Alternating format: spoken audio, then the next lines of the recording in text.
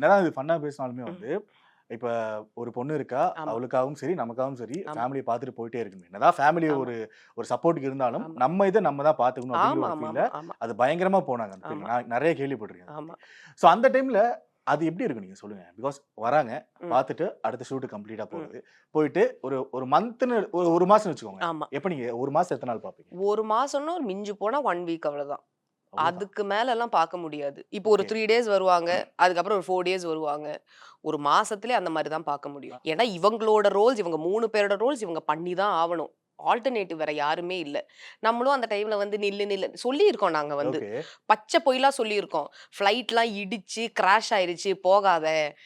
அப்ப கிளம்புற டைம்ல வந்து அழுதுட்டே இருப்போம். ஆனா அவங்கலாம் அது ஓகே. நம்மளுக்கு தெரியும்ல. அந்த ஒரு ஏஜ்லயே எங்களுக்கு தெரியும். ம். இவங்க வந்து பிஸியா இருக்காங்க.